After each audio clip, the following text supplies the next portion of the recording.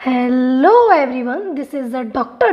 I hope you are doing really well. तो चलिए start करते हैं अपना केमिकल बॉन्डिंग। केमिकल बॉन्डिंग में हम ऑक्साइड्स पढ़ रहे थे, जिसमें कि हम अपने स्ट्रक्चर कंप्लीट कर चुके थे ऑक्साइड ऑफ नाइट्रोजन का। आज हम स्ट्रक्चर पढ़ेंगे ऑक्साइड ऑफ क्लोरीन का। सिर्फ आज ऑक्साइड ऑफ क्लोरीन का स्ट्रक्चर पढ़ेंगे। नेक्स्ट क्लास में हम पूरे फॉस्फोरस को कंप्लीट करेंगे। क्लियर है? तो किसी को कोई भी डाउट है तो वो मुझसे कमेंट सेक्शन के अंदर पूछ सकता है। और अगर मेरे लेक्चर पसंद आ रहे हैं आप लोगों को, आपको इनऑर्गेनिक केमिस्ट्री बिल्कुल फिंगर्स पे याद हो रही है, मेरे से पढ़ने के बाद आप लोगों को फील हो रहा होगा कि इनऑर्गेनिक केमिस्ट्री को एटलीस्ट रटना तो बिल्कुल भी नहीं है, सब चीज़ बिल्कुल कॉन्सेप्चुअल है। तो कॉन्सेप्चुअल बिल्कुल केमिस्ट्री को कॉन्सेप्चुअल पढ़ने के लिए मेरे लेक्चर्स को लास्ट तक देखना है, बिल्कुल भी लेक्चर्स को स्किप नहीं करना। एंड लेक्चर पसंद आ रहे हैं तो प्लीज़ लाइक करो, कमेंट करो, चैनल को सब्सक्राइब करो और शेयर करो, ताकि और लोगों तक ये इस तरह से केमिस्ट्री को भी पढ़ा जा सकता है, ये स्प्रेड हो। चलिए जी स्टार्ट करते हैं। तो आगे बढ़ने से पहले हम थोड़ा सा रिवाइज कर लेते हैं प्रीवियस का, उसके बाद हम आगे कंटिन्यू करेंगे। तो मैं आपको स्ट्रक्चर बनाना सिखा रही थी, जिसमें मैंने आपको बताया था फर्स्ट, एक second, oxides of nitrogen. Oxide of nitrogen में पहला क्या पढ़ाया था? NO nitric oxide. कैसे स्ट्रक्चर बनती थी? एक तरफ नाइट्रोजन रख लो और एक तरफ ऑक्सीजन रख लो। नाइट्रोजन के अकॉर्डिंग 3 बॉन्ड बना सकता है, जबकि ऑक्सीजन सिर्फ 2 बॉन्ड बना सकता है। तो बॉन्डिंग किसके अकॉर्डिंग होगी? जल्दी बताओ। ऑक्सीजन के अकॉर्डिंग होगी, क्योंकि जो कम बॉन्ड बना पा रहा है उसी के अकॉर्डिंग तो बॉन्डिंग होगी। ऑक्सीजन कैसे 3 बॉन्ड बना पाएगा? बना तो सिर्फ 2 ही बॉन्ड पाएगा ना। इसलिए बॉन्डिंग ऑलवेज उसके बीच में होती है जिसमें कम बॉन्डिंग होती है। मतलब एक एलिमेंट जो 3 बॉन्ड बना सकता है, एक एलिमेंट जो 2 बॉन्ड बना सकता है, तो बॉन्डिंग किसके वहां पर होगी? जो 2 बॉन्ड बना रहा है। समझ में आ रही है? चलिए फिर हमने इसी में पढ़ा था NO2, जिसका नाम मैंने आप लोगों को बताया था नाइट्रोजन डाइऑक्साइड। तो एक नाइट्रोजन 2 ऑक्साइड को रख लिया, तो नाइट्रोजन की वैलेंसी होती है 3, क्योंकि उसमें 5 वैलेंस इलेक्ट्रॉन होते हैं। और आप लोग अच्छी तरह से जानते हो वैलेंस इलेक्ट्रॉन और वैलेंसी को निकालना। और अगर आप लोग वैलेंस इलेक्ट्रॉन वैलेंसी को निकालना नहीं जानते हो तो टेंशन नहीं लेनी, फटाफट से जाओ और मेरे पीरियोडिक टेबल के लेक्चर को देखो। तो NO2 की हमने स्ट्रक्चर कैसे बनाई थी? एक नाइट्रोजन है, 2 ऑक्सीजन को रख लिया। नाइट्रोजन में 5 वैलेंस इलेक्ट्रॉन आ गए, ऑक्सीजन में 6 वैलेंस इलेक्ट्रॉन आ गए। तो according to this nitrogen 3 valency show करता है एंड ऑक्सीजन 2 वैलेंसी शो करता है मैक्सिमम। क्या इससे ज्यादा मैक्सिमम नाइट्रोजन और ऑक्सीजन शो कर सकते हैं? नहीं कर सकते। क्यों नहीं कर सकते? क्योंकि सेकेंड पीरियड के एलिमेंट है एंड सेकेंड पीरियड के एलिमेंट अपने ऑक्टेट को एक्सपैंड नहीं कर पाता है। तो यहाँ पर वही स्ट्रक्चर थी नाइट्रोजन की कि उसने एक ऑक्सीजन के साथ तो डबल बॉन्ड कर लिया, लेकिन अब नाइट्रोजन सिर्फ एक ही बॉन्ड बना सकता है, इसलिए उसने नेक्स्ट नाइट्रोजन के साथ क्या बनाया? कोवलेंट बॉन्ड बनाया। तो ये हमने कंप्लीट करा था, ये मैं रिवाइज करा रही हूँ फिर से, एक बार ध्यान से सुन लो, क्योंकि आगे आज हम पढ़ेंगे ऑक्साइड्स ऑफ क्लोरीन। क्लोरीन के ऑक्साइड की स्ट्रक्चर बनाना सीखेंगे। तो आप लोगों को कोई भी डाउट नहीं रहना चाहिए, इसलिए मैं फिर से रिवाइज करा रही हूँ, क्विक रिवाइज करा रही हूँ 5 मिनट्स के अंदर। जल्दी से रिवाइज करो, फोकस हो जाओ। फिर थर्ड स्ट्रक्चर हमने पढ़ी थी N2O की, क्या नाम था? डाइनाइट्रोजन मोनोऑक्साइड, या फिर इसी को ही बोलते हैं नाइट्रस ऑक्साइड। N2O जो होता है इसको ही लाफिंग गैस बोलते हैं। लाफिंग गैस कौन सी? अगर इस गैस को किसी को सुंघा दिया जाए ना तो वो हंसता ही रहेगा। तो ये तो बढ़िया है ना। चलिए जी, तो N2O की स्ट्रक्चर कैसे बनाओगे? 2 नाइट्रोजन को रख लिया, 1 ऑक्सीजन को रख लिया। अब दोनों नाइट्रोजन की 3 वैलेंसी होती है और ऑक्सीजन की 2 वैलेंसी होती है। जहाँ पर एक नाइट्रोजन ने दूसरे नाइट्रोजन के साथ ट्रिपल बॉन्ड बना लिया। ट्रिपल बॉन्ड, अब क्या इन दोनों एक्सपेंड कर पाएंगे? ऑक्टेट को नहीं कर पाएंगे। तो क्या बनाएगा नाइट्रोजन? क्योंकि ऑक्सीजन को तो कंप्लीट करना है ना। ऑक्सीजन नाइट्रोजन भैया से बोलेगा मेरा ऑक्टेट कंप्लीट नहीं हुआ है, प्लीज मुझे कोऑर्डिनेट बॉन्ड के थ्रू अपने इलेक्ट्रॉन शेयर करा लो ना, बोलेगा ना ऑक्सीजन। सेम, तो क्या बन जाएगा नाइट्रोजन एंड ऑक्सीजन के बीच? कोऑर्डिनेट बॉन्ड बन जाएगा। फोर्थ हमने स्ट्रक्चर पढ़ी थी N2O3 की, नाम क्या था इसका? दो नाइट्रोजन है इसलिए डाई जो होगा वो प्रीफिक्स लगेगा, डाई नाइट्रोजन ट्राइऑक्साइड। ठीक है, N2O3 की स्ट्रक्चर की मैंने ट्रिक बताई थी कि एक NO की स्ट्रक्चर बना लो और एक NO2 की स्ट्रक्चर बना लो। तो इसमें कौन कौन सी स्ट्रक्चर आती थी? देखो N2O3 और N2O4 में NN लिंकेज आती थी। ये प्रीवियस ईयर आई थिंक 2021 में नीट में पूछा गया क्वेश्चन है, उसमें बॉन्डिंग के बारे में पूछा था, तो ध्यान से सुनो, ये सब एनसीईआरटी में दिए हुए हैं, सारी एनसीईआरटी कवर होगी इस लेक्चर्स के अंदर। आपको एनसीईआरटी रीड करने की कोई भी बिल्कुल भी नीड नहीं है, आप लोग बस लेक्चर देखो, नोट्स प्रॉपर बनाओ, उसके बाद में नोट्स को रिवाइज करो, जितना हो सकता है उतना रिवाइज करो। एग्जाम तक टारगेट बनाओ कि हमें अपने नोट्स को इवनली 50 टाइम्स तो रिवाइज कर लेना है। जी हाँ, इतना ही रिवाइज करना पड़ेगा, तभी आप लोग 180 आउट ऑफ 180 गेन कर पाओगे। उसके बाद में आप लोग PYQ कहीं से भी क्वेश्चन लगाओ, किसी का भी मॉड्यूल लगाओ, एनसीईआरटी के क्वेश्चन तो मस्ट है, एनसीईआरटी के क्वेश्चन लगाना तो मस्ट है, एनसीईआरटी के क्वेश्चन तो लगाना ही लगाना है। ठीक है, इसके अलावा रेफरेंस बुक मैंने आप लोगों को बताई थी, फिजिकल केमिस्ट्री की आई थिंक बताई थी मैंने, एक अपना वीडियो बनाई हुई है, आप लोग उसको मैं डिस्क्रिप्शन में उसकी लिंक दे दूंगी वीडियो की, आप लोग वो देख सकते हो। अगर आप लोगों को मैंने बायो की बुक बताई थी आई थिंक, तो अगर आप लोग केमिस्ट्री की रेफरेंस बुक जानना चाहते हो, PYQ बुक जानना चाहते हो, कौन सी बुक से हम पढ़ें कि हम अच्छा स्कोर गेन कर पाएँ, तो आप लोग मुझे कमेंट सेक्शन के अंदर फटाफट से बता दो, मैं नेक्स्ट वीडियो आपकी उस बुक पर लेकर आऊंगी। ओके, चलिए, तो N2O3 एंड N2O4 में NN बॉन्डिंग होती है, N2O3 में भी NN लिंकेज और N2O4 में भी NN लिंकेज होती है। अब जी बात आती है N2O5 की, N2O5 में NON लिंकेज पाई जाती है। जी कैसे बनता है N2O5? कोई बात नहीं, बहुत इजी है। N2O4 में NN लिंकेज हो रही थी, अब N2O5 में क्या हुआ है, N2O4 में सिर्फ एक ऑक्सीजन को ही ऐड कर दिया है। अगर एक ऑक्सीजन को ऐड कर दिया मतलब ऑक्सीजन को कहीं ना कहीं तो ठिकाने लगाना पड़ेगा। तो नाइट्रोजन एंड नाइट्रोजन जब बॉन्डिंग कर रहे थे ना N2O4 में, वहां पर नाइट्रोजन एंड नाइट्रोजन बॉन्डिंग ना करके नाइट्रोजन एंड ऑक्सीजन बॉन्डिंग कर लेते थे। क्लियर है? फिर मैंने आपको बताया था कि NO2 क्यों डायमेराइज होता है, NO2 ब्राउन गैस होती है, लेकिन अपने ऑक्टेट को कंप्लीट करने के लिए ये N2O4 में कन्वर्ट हो जाती है। क्लियर है? चलिए जी, आज पढ़ते हैं ऑक्सो एसिड्स ऑफ क्लोरीन। तो यहाँ तक किसी को केमिकल बॉन्डिंग के फर्स्ट लेक्चर से लेकर इस लेक्चर तक किसी को कोई भी डाउट है तो फटाफट से मेरे को पूछ लो। अगर आप लोगों को कुछ भी समझ में नहीं आता है तो आप कमेंट सेक्शन के अंदर लिख सकते हो। मैं आपको 2 मिनट्स का टाइम दे रही हूँ, जल्दी जल्दी से रिकॉल करो फटाफट से। अगर कहीं भी डाउट आ रहा है तो आप मुझसे पूछ सकते हो। और आप लोगों ने PYQ लगाना स्टार्ट कर दिया। मेरी बात सुनो, कुछ लोग कमेंट करेंगे कि आप क्वेश्चन ही नहीं कराती हो मैम। देखो, मैं क्वेश्चन जो करा रही हूँ HClO की स्ट्रक्चर, ये एक क्वेश्चन है, HClO2 का स्ट्रक्चर बनाया ये दूसरा क्वेश्चन है। तो मेरे जो क्वेश्चंस होते हैं, मैं क्वेश्चन एक चैप्टर के अंदर मोर देन 1000 क्वेश्चन कराती हूँ। जी हाँ, एक चैप्टर के अंदर मोर देन 1000 क्वेश्चन कराती हूँ। और जो क्वेश्चन होते हैं वो थ्योरी के अंदर ही होते हैं। आप लोग इतनी ज़्यादा प्रैक्टिस कर लेते हो, आप लोग PYQ लगा कर देखो, और जितनी भी PYQ बुक्स आती हैं आप लोग लगा कर देखो, कोई भी डाउट नहीं आएगा। तो फटाफट से मुझसे पूछो जिसको कोई भी डाउट है, तब तक मैं पानी पी लेती हूँ।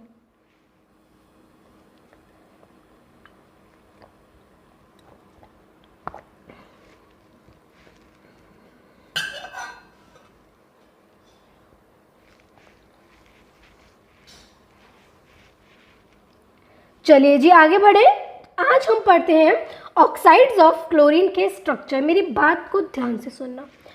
ऑक्साइड्स ऑफ क्लोरीन, इसका मतलब क्लोरीन कौन से ग्रुप का मेंबर है? पहले तो मुझे ये बता दो, 17 ग्रुप का मेंबर है। 17 ग्रुप का एक और क्या नाम था? हैलोजेंस था। क्यों बोलते थे हैलोजेंस? हैलो का मतलब होता है सॉल्ट एंड जेंस का मतलब होता है फॉर्मेशन, इसलिए 17 ग्रुप को हम हैलोजेंस बोलते हैं। बात क्लियर है? 17 ग्रुप में आ रहा है क्लोरीन, तो मैंने बताया था ग्रुप नंबर की जो लास्ट डिजिट होती है वो उसके वैलेंस इलेक्ट्रॉन को डिनोट करती है। अब आप लोग वैलेंस इलेक्ट्रॉन और वैलेंसी तो अच्छी तरह जानते होगे, अगर फिर भी नहीं जानते हो तो फटाफट से केमिकल बॉन्डिंग का फर्स्ट लेक्चर देखकर आओ। मैंने उसमें वैलेंसी को डिफाइन किया है एंड पीरियोडिक टेबल में वैलेंस इलेक्ट्रॉन वैलेंसी को बहुत अच्छी तरह से डिफाइन करके आप एक बार लेक्चर जाकर देखो मेरे कहने पर। ओके, चलिए, तो क्लोरीन 17 ग्रुप का मेंबर है, वैलेंस इलेक्ट्रॉन 1। वैलेंसी कितनी होगी? 8 में से 7 को माइनस कर दो 1 आ जाएगा, तो वैलेंस इलेक्ट्रॉन 1 आ गया 17 ग्रुप में। HClO, अब मेरी बात ध्यान से सुनना, HClO ये पहला ऑक्साइड होता है क्लोरीन का। अब मुझे आप लोग इसमें बताओ, इसमें ऐसा कौन सा एलिमेंट है जो अपने ऑक्टेट को एक्सपेंड कर पाएगा? आप मुझे देख के बता सकते हो, बिल्कुल बता सकते हो, मैंने आपको पहचानना बताया था। हाइड्रोजन, क्या हाइड्रोजन अपने ऑक्टेट को? मैडम जी, हाइड्रोजन तो ऑक्टेट ही कंप्लीट नहीं करता, ये तो अपना डुप्लेट कंप्लीट करता है। क्लियर है? हाइड्रोजन का टेस्ट लग गया। ऑक्सीजन पे आते हैं। ऑक्सीजन 16 ग्रुप का मेंबर है। क्या ये अपने ऑक्टेट को कंप्लीट कर लेता है? जी हाँ, ऑक्टेट को कंप्लीट कर लेता है। क्या ये ऑक्टेट को एक्सपेंड कर पाएगा? नहीं कर पाएगा। तो इसका मतलब ऑक्सीजन एंड हाइड्रोजन जो है वो कॉमन रहेगा। जो क्लोरीन होगा आगे, जो ऑक्सीजन, जैसे ये ऑक्सो एसिड्स पढ़ रहे हैं तो ऑक्सो एसिड्स का मतलब ही यही है कि ऑक्सीजन का ऐड होना। तो ऑक्सीजन जो ऐड होती जाएगी ना क्लोरीन में, तो क्या वो ऑक्सीजन और हाइड्रोजन में ऐड होगी? नहीं होगी। वेरी गुड, क्यों नहीं होगी? क्योंकि ऑक्सीजन सिर्फ 2 वैलेंसी को शो कर सकता है और वो बॉन्डिंग पहले कर चुका होगा, एंड हाइड्रोजन भी सिर्फ एक बॉन्डिंग बना सकता है, एक बॉन्ड बना सकता है, वो भी बना चुका है। तो अब कौन बचता है अपने ऑक्टेट को एक्सपेंड करने वाला? हालांकि जो क्लोरीन है वो ग्राउंड स्टेट में अपने ऑक्टेट को कंप्लीट करेगा, ग्राउंड स्टेट में एक ही वैलेंसी शो करेगा, लेकिन ये अपने ऑक्टेट को एक्सपेंड कर पाएगा क्योंकि ये 3rd ग्रुप का मेंबर है। एंड अपने ऑक्टेट को एक्सपेंड क्यों कर पाएगा? Due to presence of vacant d orbital. Okay, चलिए, HClO, पहले तो इसका नाम क्या होता है ये जान लेते हैं।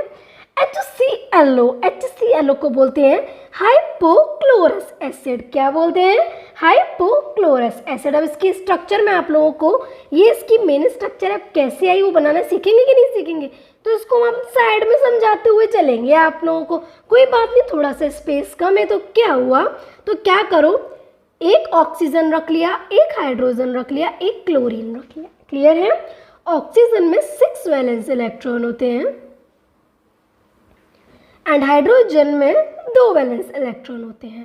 क्लोरीन में 7 वैलेंस इलेक्ट्रॉन होते हैं। तो अब आप मुझे बताओ, ये वाला जो ऑक्सीजन है इस हाइड्रोजन के साथ एक बॉन्डिंग बना लेगा और इस क्लोरीन के साथ एक बॉन्डिंग बना लेगा। क्या इससे ज़्यादा ऑक्सीजन बॉन्ड कर पाएगा? नहीं कर पाएगा। क्यों नहीं कर पाएगा? क्योंकि उसमें कोई भी वैकेंट ऑर्बिटल नहीं है, क्योंकि बॉन्डिंग ऑलवेज किसके बीच में होती है? जल्दी बताओ। जब भी कोवेलेंट बॉन्ड बनता है तो हमें हाफ फिल्ड ऑर्बिटल की रिक्वायरमेंट होती है, एंड जब भी कोऑर्डिनेट बॉन्ड बनता है, आगे हम कोऑर्डिनेशन चैप्टर को कंप्लीट पढ़ेंगे, उसमें बताएंगे कि जब कोऑर्डिनेट बॉन्ड बनता है तो उसमें एम्प्टी ऑर्बिटल्स चाहिए होती हैं। तो क्या अब ऑक्सीजन 2 से ज़्यादा बॉन्डिंग शो कर पाएगा? नहीं कर पाएगा। क्या हाइड्रोजन कर पाएगा? नहीं कर पाएगा। यहाँ ऑक्टेट तो सबका कंप्लीट हो रहा है, आप लोग चेक कर लो। अब यहाँ पर अगर ऑक्सीजन ऐड हो गया मान लो नेक्स्ट स्ट्रक्चर में, तो ऑक्सीजन कहाँ ऐड होगा? आप लोग मुझे बताओ। क्या ऑक्सीजन डबल बॉन्ड करके O बना लेगा? मैं इसकी बात नहीं कर रही हूँ, आगे स्ट्रक्चर की बात कर रही हूँ। बना पाएगा? नहीं बना पाएगा। तो यहाँ नहीं ऐड होगा। कहाँ ऐड होगा? क्लोरीन में। क्यों ऐड होगा? क्योंकि क्लोरीन अपने ऑक्टेट को एक्सपेंड कर जाता है due to presence of vacant d orbital. Clear है? क्लियर है सबको? कोई भी डाउट है तो आप मुझसे पूछ सकते हो। तो इसकी मेन स्ट्रक्चर क्या हो गई? ये एक ऑक्सीजन और एक हाइड्रोजन, एक क्लोरीन, एक बॉन्ड हाइड्रोजन के साथ बन गया, एक बॉन्ड क्लोरीन के साथ बन गया। तो देखो सबके ऑक्टेट कंप्लीट हो गए होंगे। 1 2 3 4 5 6 7 8 ऑक्सीजन का ऑक्टेट कंप्लीट। हाइड्रोजन तो डुप्लेट कंप्लीट करता है 1 और 2। क्लोरीन 2 इलेक्ट्रॉन ही हो गए, बाकी इसमें कितने इलेक्ट्रॉन बचे? 1 2 3 4 5 6 7 8, मतलब इस पूरे कंपाउंड का ऑक्टेट कंप्लीट हो गया। अगर आपसे कोई क्वेश्चन पूछे कि HClO एक्साइटेड स्टेट में बना हुआ कंपाउंड है क्लोरीन की या फिर ग्राउंड स्टेट में बना हुआ कंपाउंड है, तो आप लोग क्या आंसर दोगे? मैम जी ये तो ग्राउंड स्टेट में बना हुआ कंपाउंड है। Very good. नेक्स्ट स्ट्रक्चर पढ़ते हैं HClO2। HClO2 का नाम क्या है? Chlorous acid. मैंने एक ट्रिक बताई थी आप लोगों को, वो इसका टॉपिक नहीं है, मैं रिवाइज करा रही हूँ कि जितना ज़्यादा ऑक्सीडेशन स्टेट बढ़ती है उतना ज़्यादा EN बढ़ती थी, और जितना ज़्यादा EN बढ़ती थी उतना ज़्यादा ही एसिडिक नेचर बढ़ता था। बताया था? ओके। कोई नहीं अगर जानता है तो कोई बात नहीं, मेरे लेक्चर देखो, बाकी आगे भी पढ़ेंगे। अब सेकेंड स्ट्रक्चर आती है HClO2 की। HClO2 की स्ट्रक्चर बनाना सीखते हैं, यहाँ पर ही बनाना सिखा दूँ आप लोगों को। देखो अब यहाँ पर एक ऑक्सीजन है, एक हाइड्रोजन है, एक क्लोरीन है। अब एक और ऑक्सीजन ऐड हो गया, तो मैंने बोला ऑक्सीजन कहाँ ऐड होगा? क्लोरीन के साथ ऐड होगा या फिर ऑक्सीजन के साथ ऐड होगा? जी मैडम, क्लोरीन के साथ ऐड होगा। तो देखो सबके वैलेंस इलेक्ट्रॉन लिख लो। ऑक्सीजन पर 6 वैलेंस इलेक्ट्रॉन होते हैं, हाइड्रोजन पे मैंने गलत बोल दिया था प्रीवियस में, हाइड्रोजन में 1 वैलेंस इलेक्ट्रॉन, 2 वैलेंस इलेक्ट्रॉन होते हैं, एंड क्लोरीन में 7 वैलेंस इलेक्ट्रॉन होते हैं, ऑक्सीजन में 6 वैलेंस इलेक्ट्रॉन होते हैं। तो यहाँ पर एक बॉन्डिंग ऑक्सीजन कर लेगा इससे, एक ऑक्सीजन इस क्लोरीन से कर लेगा। अब इसका ऑक्टेट कंप्लीट हो चुका है, इसका ऑक्टेट कंप्लीट हो चुका है, इसका ऑक्टेट कंप्लीट हो चुका है। कौन बचता है? ये वाला ऑक्सीजन बचता है, इसका ऑक्टेट कंप्लीट नहीं हुआ है। तो क्या इस वाले ऑक्सीजन से बॉन्डिंग बना लेगा? नहीं बना पाएगा, क्योंकि ऑक्सीजन सेकेंड ग्रुप का मेंबर है। ये जो क्लोरीन है, क्या क्लोरीन से ऑक्सीजन बॉन्डिंग कर लेगा? जी हाँ, यहाँ लिख दो। इस वाले बॉन्ड पेयर को हटाकर, लोन पेयर को हटाकर इधर बॉन्डिंग बन जाएगी। तो ये इसकी स्ट्रक्चर हो गई। एक बॉन्ड इधर इसने बनाया, एक बॉन्ड इधर बनाया, और बाकी डबल बॉन्ड उसने इधर बनाया। क्लियर है? तो HClO को हमने बोला हाइपोक्लोरस एसिड, HClO2 को हमने बोला क्लोरस एसिड। अब हम नेक्स्ट स्ट्रक्चर पढ़ते हैं HClO3। HClO3 जो है उसको क्या नाम देंगे? Chloric acid. क्या नाम देंगे? Chloric acid. फटाफट से HClO और HClO2 की स्ट्रक्चर रिवाइज करो, फिर लास्ट 2 स्ट्रक्चर बचती है। आज मैं इतनी ऑक्सो एसिड्स कराऊंगी, फास्फोरस का कल स्टार्ट करूंगी, और कल ही फास्फोरस को मैं कंप्लीट कर दूंगी, क्योंकि फास्फोरस में कुछ NCERT में क्या है, फास्फोरस के जो एरोट्रॉप्स होते हैं उसकी फॉर्म्स दी हुई हैं, white phosphorus, black phosphorus, red phosphorus, जो भी दिया है, येलो फास्फोरस, सब NCERT में दिया है। मैं कवर कराऊंगी उसको, तो कल लेक्चर लॉन्ग आएगा, आज का लेक्चर थोड़ा शॉर्ट हो सकता है।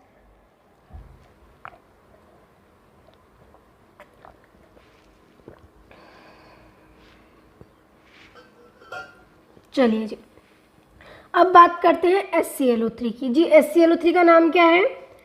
Chloric acid. देखो बच्चों, एक और ट्रिक होती है, मैंने ये पहले भी बताया था कि जब ऑक्सीडेशन स्टेट कम है, इसकी ऑक्सीडेशन स्टेट आप चेक करोगे +3 आएगी, इसकी +5 आएगी। तो जब लेस ऑक्सीडेशन स्टेट होता है ना, तो उसमें अस सफिक्स लगता है, और जब मोर ऑक्सीडेशन स्टेट होता है तो उसमें इक सफिक्स लगता है। तो इसलिए इसका नाम हो गया क्लोरस एसिड, और इसका नाम हो गया क्लोरिक एसिड। कैसे बनेगी स्ट्रक्चर? क्या ये वाला ऑक्सीजन ऐड कर पाएगा? नहीं कर पाएगा। ये वाला क्लोरीन इसके साथ डबल बॉन्ड बना लेगा। क्लियर है? कोई बात नहीं, बनाकर दिखा देती हूँ।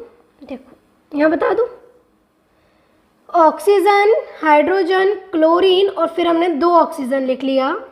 इधर इसके वैलेंस इलेक्ट्रॉन का नंबर लिखो,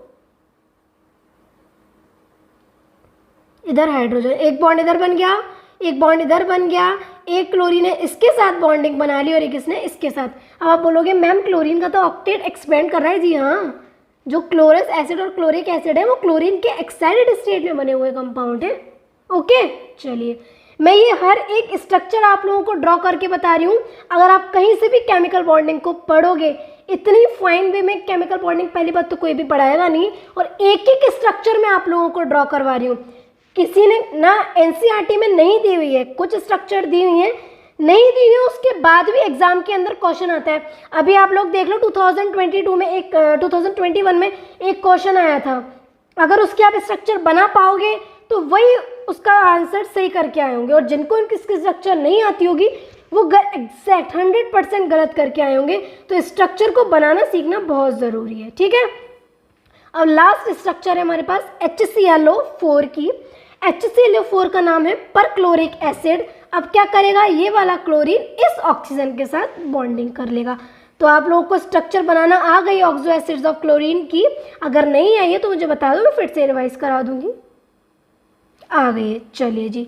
फिर हमारे पास नेक्स्ट टॉपिक आता है एसिडिक स्ट्रेंथ, ठीक है। क्वेश्चन ही पहले करा चुकी हूँ, बताओ मुझे इसका एसिडिक स्ट्रेंथ का order. HOF, HCl, HOBr and HOI।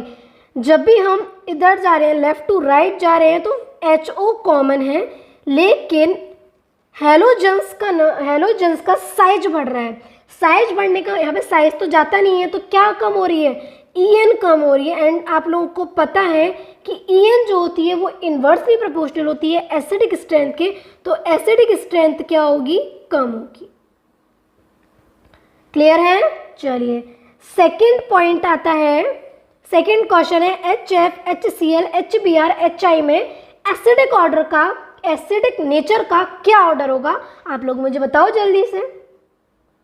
Answer देखने से कुछ नहीं होगा, आप लोग कर पा रहे हो कैसे एसिडिक नेचर लिखा, लो मैं आंसर हटा ही देती हूँ। अब बताओ मुझे एसिडिक नेचर का क्यों बढ़ रहा है, क्यों बढ़ रहा है इधर एसिडिक। अभी तो मैम आपने बोला कि EN कम हो रही है, नो डाउट इसमें भी EN कम हो रही है, लेकिन एसिडिक नेचर कम होना चाहिए, लेकिन इसमें एसिडिक नेचर बढ़ता है। क्यों बढ़ता है, मैंने बताया था कि जब भी ग्रुप में ऊपर से नीचे आते हैं तो बेसिक नेचर बढ़ता है, और जब भी पीरियड में लेफ्ट टू राइट जाते हैं तो एसिडिक नेचर बनता है। लेकिन पी ब्लॉक में एक्सेप्शन था, पी ब्लॉक के जो हाइड्राइड्स होते हैं वो ग्रुप में ऊपर से नीचे जाने पर बेसिक नेचर बढ़ना चाहिए, लेकिन एसिडिक नेचर बढ़ता है। बताया था कि नहीं बताया था, रिवाइज करते हुए चल रहे हो कि नहीं चल रहे हो। तो ये एसिडिक नेचर हमारा बढ़ेगा। क्लियर है, चलिए नेक्स्ट क्वेश्चन है HClO, HClO2, HClO3 and HClO4। पूरे मुझे तो बताओ ये कौन से एसिड है, क्लोरस एसिड है, परक्लोरिक एसिड है, HClO4 की बात कर रही हूँ। क्या बोलते हैं HClO4 को, अभी स्ट्रक्चर पड़ा है परक्लोरिक एसिड, इसमें कहाँ से जाएगा ऑर्डर, यहाँ पर जाएगा ऑक्सीडेशन स्टेट से। जितना ज़्यादा ऑक्सीडेशन स्टेट बढ़ेगी उतना ज़्यादा EN बढ़ेगी, और जितना ज़्यादा EN बढ़ेगी उतना ज़्यादा एसिडिक नेचर बढ़ेगा। निकाल पा रहे हो ना आप लोग एसिडिक और बेसिक का क्वेश्चंस। डाउट तो नहीं आ रहा है, किसी को डाउट आ रहा है तो आप मुझे बता दो कमेंट सेक्शन में, मैं फिर से आप लोगों को अलग लेक्चर के अंदर इसको कवर कर लूँगी, ठीक है। तो आज हमने ऑक्सो एसिड्स ऑफ क्लोरीन के स्ट्रक्चर पढ़े, आज हम इतने ही लेक्चर रखते हैं। कल मैं आपको फॉस्फोरस कंप्लीट कराऊंगी, और कल हमारा लेक्चर 1 आवर का मोस्ट प्रोबेबल जाएगा ही जाएगा। अब आप लोग बोलोगे मैम इतने ज़्यादा लेक्चर्स आप करा दिए, चैप्टर ख़त्म होने का नाम नहीं ले रहा। अगर ढंग से केमिकल बॉन्डिंग पढ़नी है, क्योंकि मैंने बताया था कि बैकबोन, इनऑर्गेनिक केमिस्ट्री की बैकबोन क्या है, क्योंकि हमारी जो बैकबोन होती है उसी से तो हमारी पूरी बॉडी सपोर्ट रहती है। अगर बैकबोन ही हमारी ख़राब हो जाए तो क्या हमारी बॉडी सपोर्ट कर पाएगी, क्या हम वॉक कर पाएंगे, क्या हम रनिंग कर पाएंगे, नहीं कर पाएंगे। हमारी पूरी बॉडी ख़राब हो जाएगी अगर बैकबोन नहीं हो, क्योंकि बैकबोन ही तो मेन पार्ट होता है ना। ऐसे ही इनऑर्गेनिक केमिस्ट्री के अंदर periodic table and chemical bonding inorganic chemistry की बैकबोन होती है, तो उसको बिल्कुल अच्छी तरह से हम लोगों को कवर करना है। अब ऐसा तो है नहीं कि पूरी इनऑर्गेनिक केमिस्ट्री को मैं केमिकल बॉन्डिंग को सिर्फ एक लेक्चर के अंदर या 5 लेक्चर के अंदर कंप्लीट करा दूंगी, नहीं करा सकती। मेरे को टाइम चाहिए, क्योंकि अगर आप लोगों को बिल्कुल डीप में जाकर पढ़ना है, क्योंकि क्वेश्चन कभी आउट ऑफ सिलेबस भी आ जाता है तो हमें उसके लिए भी पढ़ना है, तो आप लोगों को मेहनत करनी पड़ेगी मेरे साथ भी। मैं अपना 100% दे रही हूँ, आपको अपना 200% देना पड़ेगा। मेरे कुछ नहीं करना, लेक्चर ध्यान से समझना है। उसके बाद जो आपने इसके नोट्स बनाए हैं वो प्रॉपर आप लोग प्रॉपर मेंटेन करने हैं। नोट्स किसी के भी परचेज नहीं कर रहे क्योंकि इस कोचिंग के नोट्स परचेज कर लें, नहीं। बेस्ट नोट्स होते हैं जो हम सेल्फ मेड करते हैं, जो हम सेल्फ ड्रॉ करते हैं, जो हम सेल्फ राइट करते हैं, वही बेस्ट नोट्स होते हैं। तो मेरे जो भी लेक्चर्स हैं आप लोग प्रॉपर नोट्स बनाओ। उसके बाद में जैसे कि अब ये लेक्चर मैंने आप लोगों को पढ़ा दिया, ठीक है। अब इसके आप लोग क्या करो, लेक्चर्स को देखा आपने अच्छी तरह, उसके बाद आपने इसके नोट्स प्रॉपर मेड किए। लेक्चर के साथ ही आप लोगों को अपने नोट्स कंप्लीट करते हुए जाना है। ऐसा नहीं है कि मैंने लेक्चर ले लिया बाद में नोट बना रहे हो, नहीं। क्योंकि हम लोग पढ़ते हैं, पढ़ने के बाद जब हम लेक्चर देखते हैं तो हमारी एफिशिएंसी पूरी 100% होती है, हमारा फोकस पूरा 100% होता है। लेकिन नोट्स मान लो हम लेक्चर के साथ बनाते जा रहे हैं, ठीक है। पॉज भी कर सकते हो वीडियो को लेक्चर बनाने के लिए। मान लो हमने लेक्चर देख लिया, उसके बाद हम नोट्स बना रहे हैं तो हमारे पास एफिशिएंसी हमारी कम हो जाती है। तो आप लेक्चर के साथ ही अपने नोट्स बनाते हुए चलो। उसके बाद आपने नोट्स लेक्चर देख लिया, फिर क्या करो, लेक्चर बंद हो गया, उसके बाद आप रिवाइज करो नोट्स का। डेली नोट्स का रिवाइज करो, जो आज पढ़ाया एंड जो प्रीवियस पढ़ा चुकी हूँ उसको आपको 30 मिनट्स रिवाइज के लिए दो डेली। फिर क्या करो, पहले 30 मिनट्स आपको वो रिवाइज करना है जो आप पहले पढ़ चुके हो। उसके बाद 30 मिनट्स के बाद आपका टारगेट होगा, मान लो 1 घंटे का लेक्चर है तो 1 घंटे आप मेरे नोट्स को रिवाइज करोगे। उसके बाद आप लोग क्या करो, अपना 1 आवर क्वेश्चंस को दो। 1 आवर आप क्या करो, क्वेश्चंस को दो। उसके बाद आपका वो लेक्चर भी आपका पूरा फिंगर्स में और पूरा मुट्ठी में हो गया एंड आपकी केमिकल बॉन्डिंग भी पूरी मुट्ठी में होती जाएगी। क्योंकि सोचो जितने लेक्चर होंगे आप 1 घंटे के अंदर प्रोबेबल 100 क्वेश्चन लगा लोगे, क्योंकि पूरी केमिस्ट्री का नहीं 100 क्वेश्चन लगा लोगे, आराम से लगा लोगे। तो सोचो जब तक लेक्चर आपकी, जब तक चैप्टर कंप्लीट होगा तब तक आप कितने क्वेश्चंस को कवर कर लोगे, ठीक है। तो पढ़ते रहो, मेहनत करते रहो, कंसिस्टेंट रहो, कीप वर्किंग, कीप हसलिंग। जय हिंद, जय भारत।